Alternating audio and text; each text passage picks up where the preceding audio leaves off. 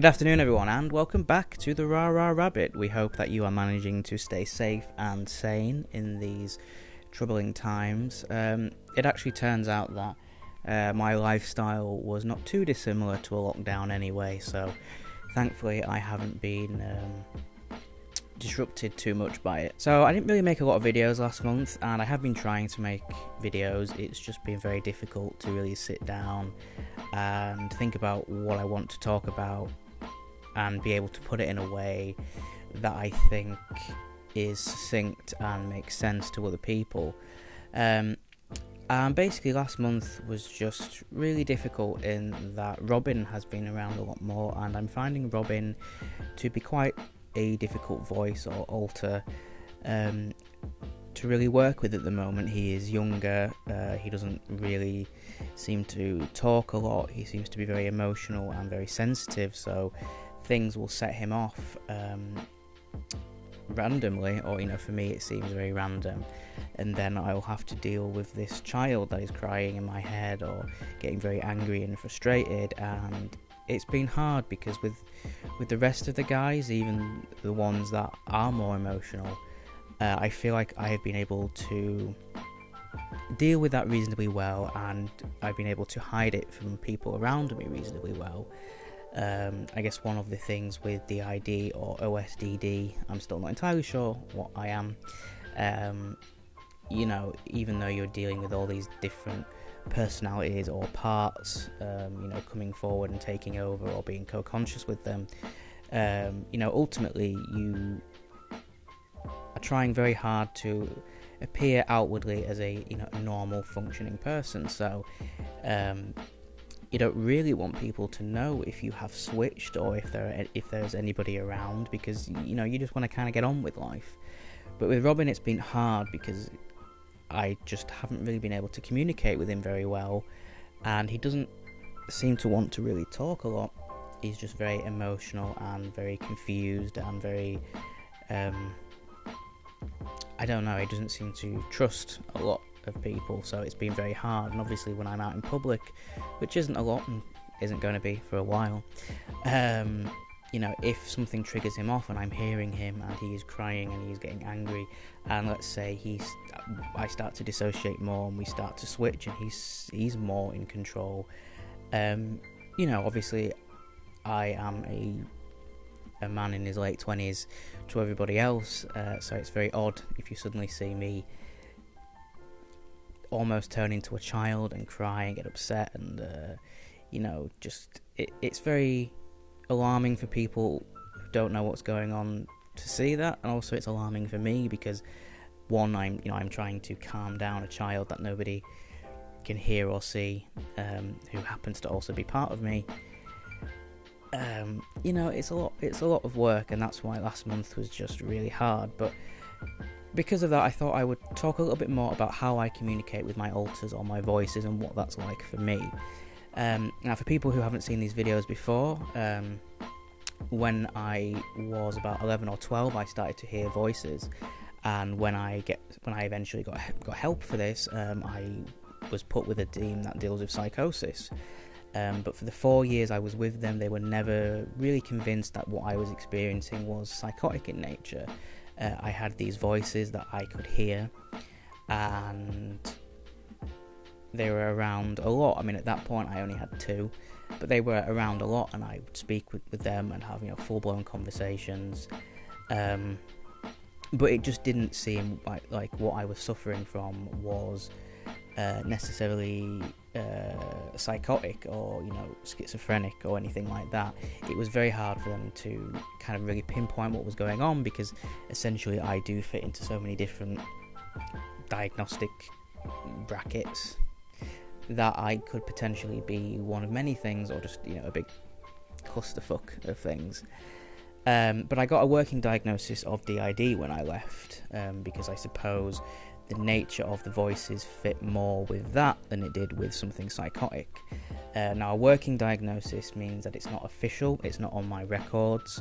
I guess it's what they suspect and what they think is the closest fit, but they can't with 100% confidence say, yes, this is what you're suffering from, and considering that the psychiatrist I had dealt with psychosis. That was his area of expertise. I guess for him, he couldn't really say if it was DID or not, because he didn't have enough knowledge or expertise on the subject.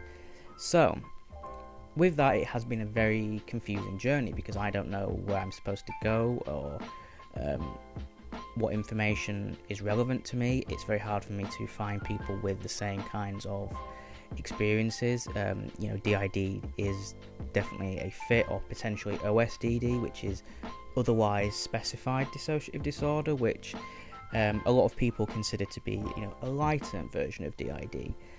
But either way, it kind of falls into the same family of disorders, I suppose. Now, what has made this very difficult for me is that schizophrenia, or psychotic disorders, and DID are often mistaken for each other, and I can understand why, because there are a lot of overlapping symptoms. But typically, when you look at the differences, one of the main ones is people who are going through a psychotic episode, or who are schizophrenic, or you have some kind of psychotic disorder. When they hear voices, these voices are like voices that are in the room. They are like auditory hallucinations. You can hear them, you perceive them as being outside of you, whereas with DID, it is often described as being, the voices are much similar to how internal monologue works. And for me, this was kind of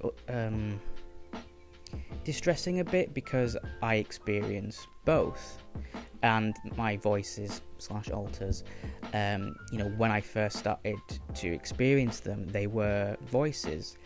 Now, again, I was like 11 or 12. It's very hard for me to remember that far back, really. But when I first started to hear them, at first it felt, well, I'll start with Darren, because Darren was the first. So before I heard him, I suppose I was aware of a presence for quite a while. There was something or someone there, but I couldn't really explain it any more than that, other than just feeling like there was somebody else with me, watching what I was doing. I don't know, there was just this thing there. And then I suppose for a while, I kept thinking to myself, I hate myself, I hate myself, I hate myself. I was very depressed. And then eventually that thought turned into, I hate you. And then that thought got louder. And then, I heard it as somebody else outside. I heard it as something that was outside of me, which was, I guess, maybe a little bit alarming, but at the same time, because it had been such a gradual progression to that point, that it wasn't like I was perfectly fine one day and then the next day this suddenly happened. It was a gradual thing. So yes, when it comes to my voices or my alters, I experience them in both ways. I can hear them as people outside. Sometimes they kind of sound and feel close by, but they still are. It isn't. I can audibly hear them. Sometimes it can be quite quiet. Sometimes it can feel far away, but sound near.